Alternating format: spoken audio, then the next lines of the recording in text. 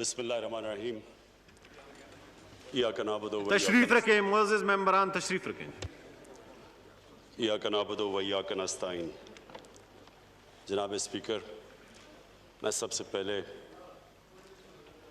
अपने एलाइज़ को, अपनी पार्टी को, सब मेंबर्स को मैं इनको खराज तहसीन पेश करता हूँ और इनका शुक्रिया अदा करता हूँ कि इन्होंने आज एक बड़ी इम्पॉर्टेंट हमारे लिए आज दिन था और इन्होंने ये साबित किया कि ये पाकिस्तान के साथ खड़े हुए हैं।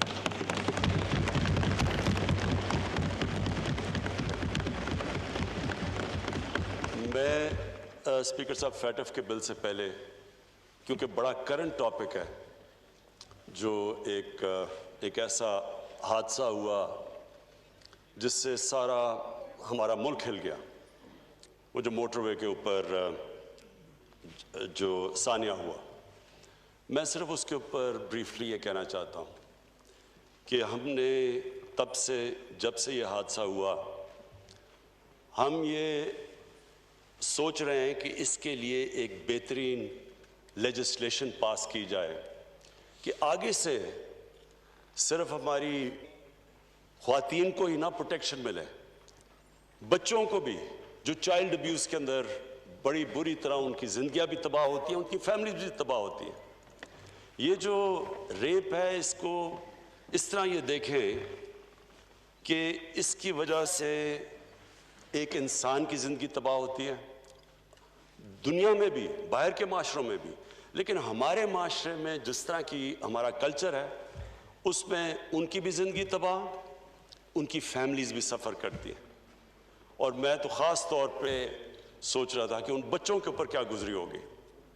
ये सारी ज़िंदगी के लिए ये ट्रॉमा रहता है। तो उसके बाद हमने फैसला किया कि हम 3 टियर इसके ऊपर काम करें। नंबर 1 तो पुलिसिंग, रजिस्ट्रेशन, सारी जगह दुनिया के अंदर सेक्स क्रिमिनल्स की रजिस्ट्रेशन होती है, सेक्स ऑफेंडर्स रजिस्टर्ड होते हैं, उनका एक डेटाबेस बनता है, उनको फिर फॉलो किया जाता है, क्योंकि दुनिया का तजर्बा हमें ये बताता है कि जो सेक्स ऑफेंडर्स होते हैं वो रिपीट ऑफेंडर्स होते हैं।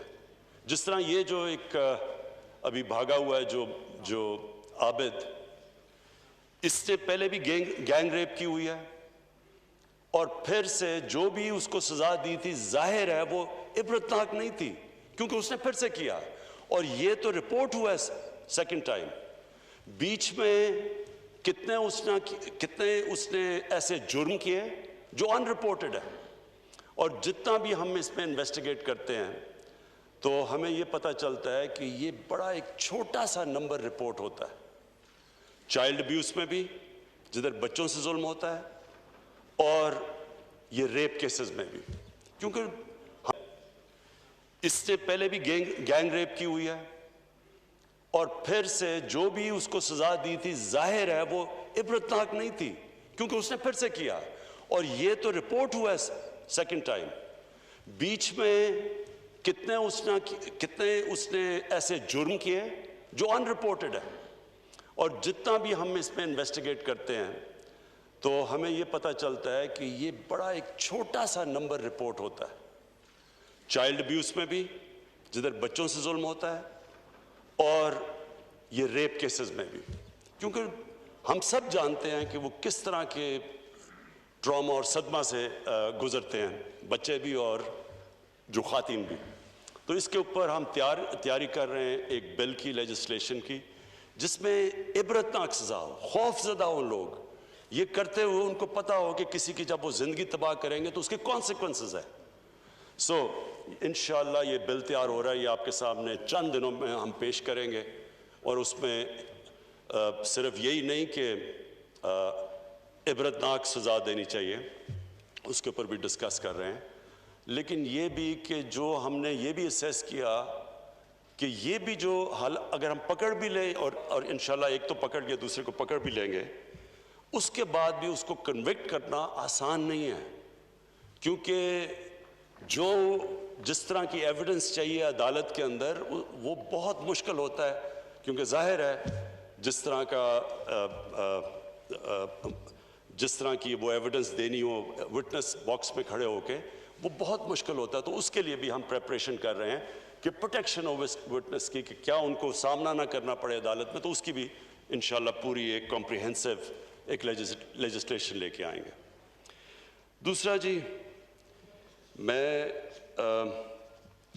ये जो फैटफ की सारी लेजिस्लेशन और ये जो कहानी चली है, मैं सिर्फ आज अपने मुल्क के सामने, अपनी पार्लियामेंट के सामने, ये जिधर जा भी रही है हमारी, ये देख भी जो रहे हैं पाकिस्तान में लोग, देखें जी, फैटफ का हमें सबको पता चलना चाहिए कि ये फैटफ कोई तहरीक हमारी गवर्नमेंट की वजह से नहीं, हम फैटफ के ग्रे के अंदर आए, ग्रे लिस्ट के अंदर, ये हमें विरासत में मिला, इनहेरिट किया हमने। और सबको ये भी पता होना चाहिए कि इसकी ब्लैक लिस्टिंग का मतलब ये कि पाकिस्तान के ऊपर सैंक्शंस लग जाती है, हमारी फाइनेंस, हम बाहर के फाइनेंसेस से मुल्क कट ऑफ हो जाता है। और वो मुल्क जो पहले मुश्किल हालात में था और जिसका सबसे बड़ा प्रॉब्लम फॉरेन एक्सचेंज रिजर्व्स थे, फॉरेन एक्सचेंज रिजर्व्स जब आप उस सतह पे हो जो हमारे थे आज से 2 साल पहले, उसका मतलब ये कि सारा प्रेशर पड़ता है करेंसी के ऊपर, रुपए के ऊपर। और हम सब जानते हैं कि जैसे जैसे रुपया गिरता है, सारी इंपोर्ट्स महंगी होनी शुरू हो जाती हैं, जिसके अंदर तेल, जिसके अंदर तेल की वजह से बिजली, जितनी भी इंपोर्ट्स हमें चाहिए होती हैं हमारी इनपुट्स इंडस्ट्री के लिए, यानी सारी चीज़ें, जब पेट्रोल, डीजल, बिजली, ये जब सब महंगी होती है, ट्रांसपोर्ट महंगी, तो आखिर में महंगाई से गुर्बत बढ़ती है। तो एक कौम निकल रही है, और अल्लाह का शुक्र है, अल्लाह का लाख लाख शुक्र है कि जिस तरह कोविड में से पाकिस्तान निकला, कोई ये उम्मीद नहीं रख रहा था कि इस तरह हम निकलेंगे, क्योंकि सबको खौफ था कि जब एक मुल्क लॉकडाउन में चला जाता है, उसकी इकॉनमी बंद हो जाती है। तो हमने देख लिया कि हिंदुस्तान में उनकी 24% उनका जीडीपी नीचे गया है कोविड की वजह से। तो हम तो पहले मुश्किल में थे, तो अगर हमारे पे ये, अगर हम उसी तरह का हमारी इकॉनमी के ऊपर प्रेशर पड़ता, तो आज पाकिस्तान में तो बहुत बुरे हालात होने थे। तो अल्लाह का करम है, उन हालात से निकले, आज हमारी इकॉनमी पिक कर रही है, और हम दुनिया मिसाल दे रही है, WHO पाकिस्तान की मिसाल दे रहा है कि पाकिस्तान से सीखो कोविड में किस तरह आप निकले हैं।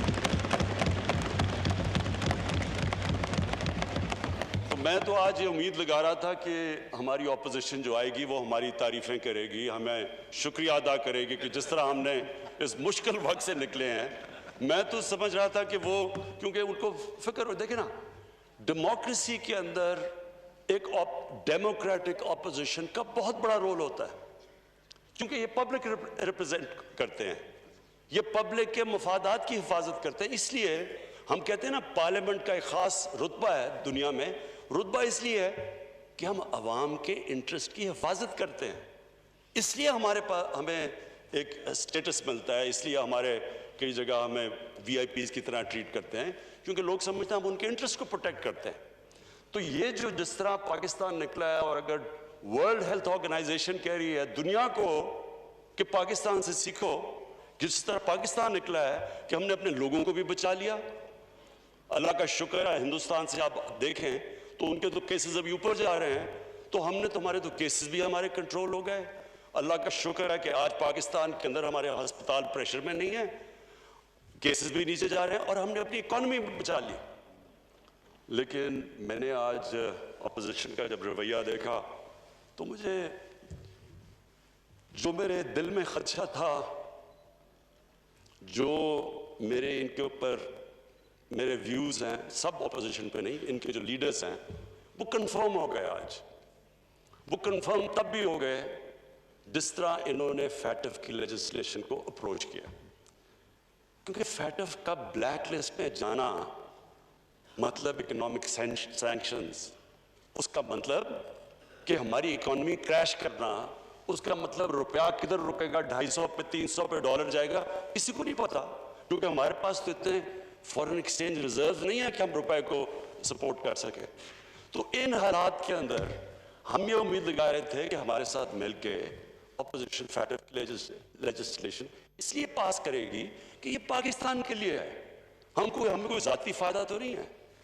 लेकिन आज जिस तरह इन्होंने ना तो शुक्रिया अदा किया हमारा कि जिस तरह हमने बचाया पाकिस्तान को गवर्नर कोविड से, बल्कि मैंने तो इनकी तकरीरें सुनी थी, मुझे मिसाल दी जा रही थी नरेंद्र मोदी को देखो उसने कैसे लॉकडाउन किया है। मुझे यानी जिस तरह की तनकीद, किसी ने कहा FIR काट दो, कोई लोग मरे थे तो उन्होंने कहा जी इसके ऊपर FIR काट दो।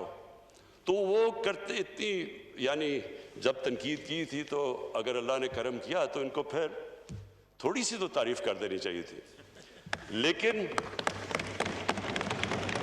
लेकिन जो आज इनका रवैया था और जो हमारी नेगोशिएशंस चली और हमने कोशिश की इनको कन्विंस करने की कि ये पाकिस्तान के इंटरेस्ट में है, ये फैटफ के हमारे ग्रे लिस्ट से निकलना और कहीं खुदा ना खास्ता ब्लैक लिस्ट में जाना, ये तो पाकिस्तान का इशू है। लेकिन जो भी नेगोशिएट कर रहे थे, जो इन्होंने जिस तरह की नेगोशिएशन की, मेरी एक कन्विक्शन है कि इनके लीडर्स का इंटरेस्ट और पाकिस्तान का इंटरेस्ट अपोज्ड है। जो पाकिस्तान की बेहतरी है उसके ऊपर इनका कोई फिक्र नहीं। इनको अपने जाती इंटरेस्ट को प्रोटेक्ट करने के लिए इन्होंने हर किस्म की हमें ब्लैकमेल करने की कोशिश की। यानी इन्होंने समझा कि जी इतना खौफजदा होंगे कि कहीं ब्लैक लिस्ट ना हो जाए। इन्होंने 38 शिकें थी जो हैं नैब के कानून में, उसमें से 34 में इन्होंने अमेंडमेंट्स का हमारे सामने रख दी। यानी 34 नैब के एक्ट में अमेंडमेंट्स का मतलब कि नैब को दफन कर दो। सो इन्होंने इस्तेमाल किया फैटफ को अपने जो करप्शन के केसेस थे वो बचाने के लिए, और कोई फिक्र नहीं कि अगर मुल्क ब्लैक लिस्ट में चला जाता तो क्या होता है।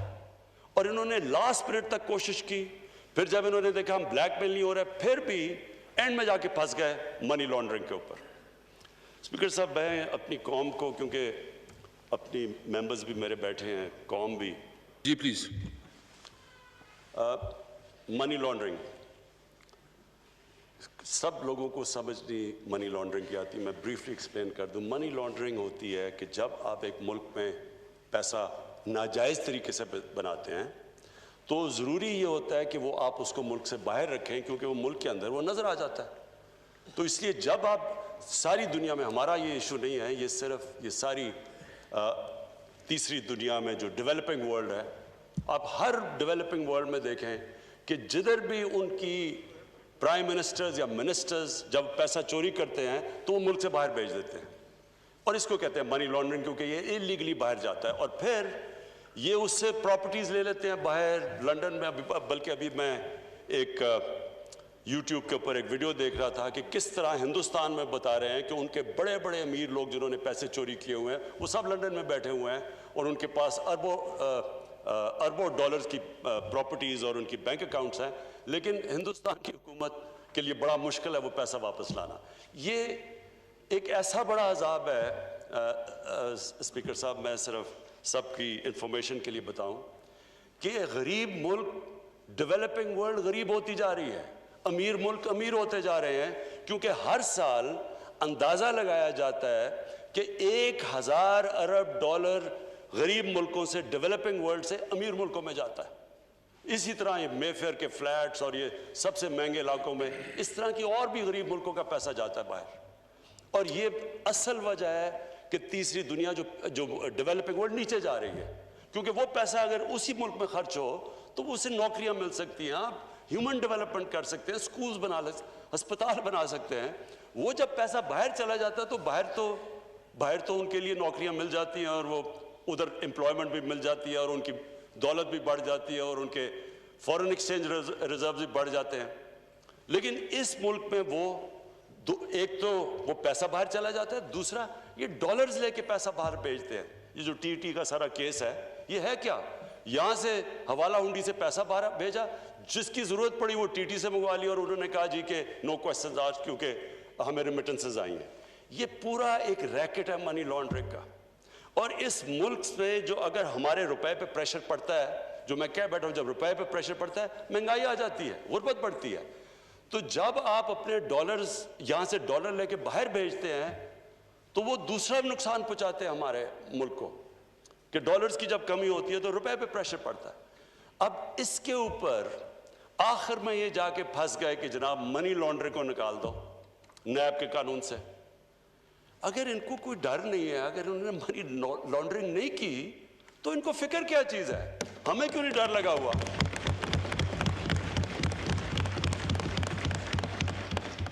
और अफसोस ये है कि इसके ऊपर इन्होंने इतना ज़्यादा सारा हमारे टाइम भी ज़ाया हुआ, ये सारा इधर तक पहुँचे।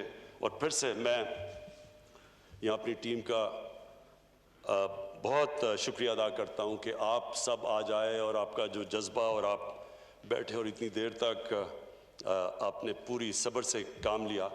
लेकिन ये इतना इम्पॉर्टेंट था कि हम ये लेजिस्लेशन पास करें, फैटफ के लिए नहीं, मनी लॉन्ड्रिंग के लिए। मनी लॉन्ड्रिंग इस मुल्क को, अगर हमें जो स्टेट डिपार्टमेंट अमेरिका की एक रिपोर्ट है कि हर साल पाकिस्तान से 10 अरब डॉलर की मनी लॉन्ड्रिंग होती है, तो 10 अरब डॉलर की मनी लॉन्ड्रिंग, ये देख लें कि हमने IMF से जो कर्जा लिया है वो 6 अरब डॉलर का लिया है और उसकी हमें सारी कंडीशंस माननी पड़ती है। तो ये सोच लें कि 10 अरब डॉलर की अगर हम मनी लॉन्ड्रिंग ही रोक लें तो हमें कर्जे लेने ही ना पड़ता IMF से, क्योंकि हमारे पास हमारे रिजर्व्स कम थे। इसलिए स्पीकर साहब ये बड़ा इंपॉर्टेंट था, ये इस मुल्क की फ्यूचर के लिए बड़ा इंपॉर्टेंट है। और हमारी ये भी बदकिस्मती है कि जो हमारी रूलिंग एलीट, जो हमारे साहिब इक़्तिदार रहे हैं, वो साहिब इक़्तिदार जब ये पैसा बाहर जा रहा था किसी ने कोशिश नहीं की रोकने की। किसी ने ये कोशिश नहीं कि बाहर इनके प्रॉपर्टीज इतनी बड़ी बड़ी बाहर हैं, किसी ने नहीं पूछा कि किधर से पैसा गया है। इन्होंने मुझे अदालत में, जब मुझे पॉलिटिकली विक्टिमाइज करके ये जब अदालत में मुझे लेके गए, क्योंकि पॉलिटिकल विक्टिमाइजेशन थी, क्योंकि मेरा तो फ्लैट 2002 का डिक्लेयर था, लेकिन 2016 में इसलिए लेके गए क्योंकि मैंने इनका पैनामा का केस उठाया हुआ था। तो पैनामा का जब केस उठाया था उसमें फिर मुझे प्रेशराइज करने के लिए अदालत में ले गए। तो स्पीकर साहब, अगर मैं जो पब्लिक ऑफिस होल्डर नहीं था, एक स्पोर्ट्समैन था, मैं अगर 40 साल पुराने कॉन्ट्रैक्ट्स दिखा सकता हूं, मैं अपनी सारी मनी ट्रेल दे सकता हूं पाकिस्तान में पैसा लाने के लिए, ये एक डॉक्यूमेंट नहीं दे सकते कि पैसा बाहर कैसे गया है। ये बता सकते हैं कि Hyde Park, one Hyde Park, क्योंकि मैं लंदन, मेरी बड़ी जिंदगी गुजरी है, वन हाइड पार्क लंदन का तकरीबन सबसे महंगा प्रॉपर्टी है।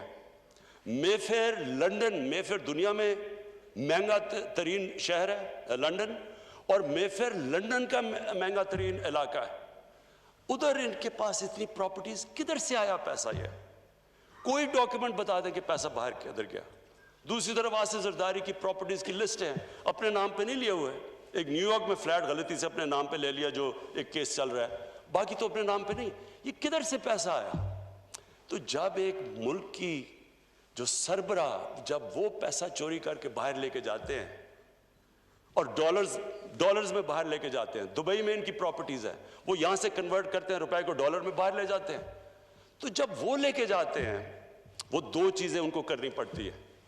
पाकिस्तान के इदारे पहले तबाह करते हैं। पहले नैब में इन्होंने मिलकर अपना आदमी रखवाया, वो जो नैब चेयरमैन था, इन्होंने केसेस इनके बंद किए। हुदायबा paper mill open and shut case था, उसके ऊपर इसहाक डार की बकायदा सिर्फ स्टेटमेंट नहीं है, उसने बैंक अकाउंट्स दिए हैं कि जिधर जिधर यहां से पैसा बाहर गया, नाम दिए हुए हैं उसने। ओपन एंड शट केस, इनका अपना आदमी नैब में बैठा हुआ था, उसने वो आगे प्रोसीड नहीं किया। तो इन्होंने ये जो 10 साल के अंदर 4 गुना ज्यादा पाकिस्तान के कर्जे बढ़े हैं। 60 साल की तारीख में टोटल पाकिस्तान का कर्जा 6000 अरब था, 10 सालों में पहुंच गया 30,000 अरब।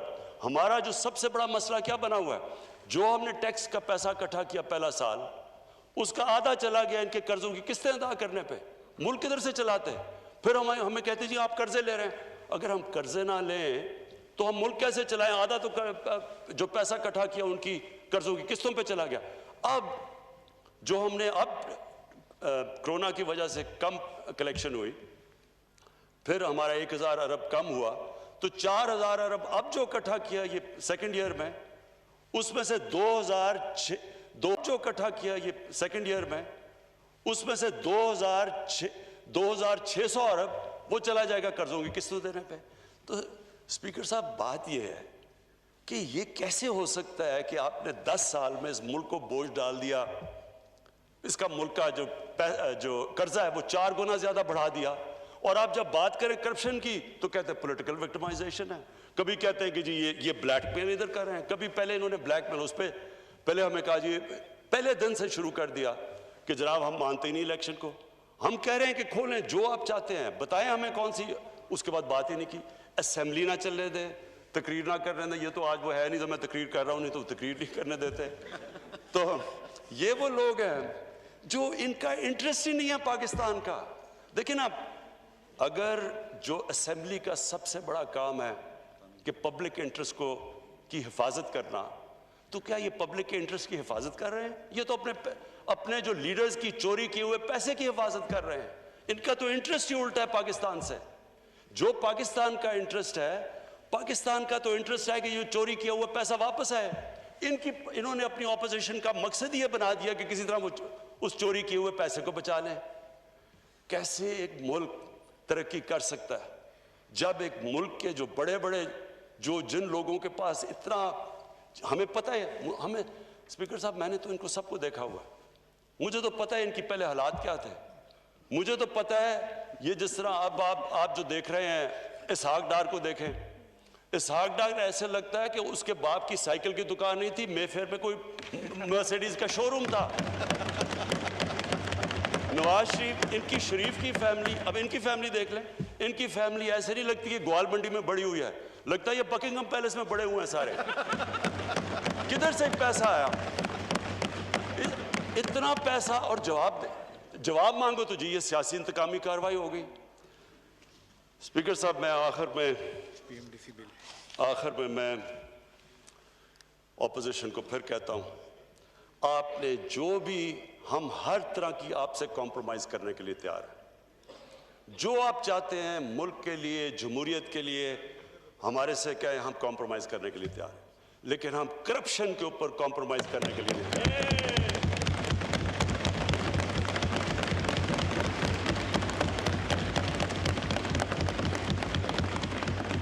मैं आखिर में हाउस का शुक्रिया अदा करता हूं। ये जो PMDC का बिल पास किया, ये बहुत ज़रूरी था। स्पीकर साहब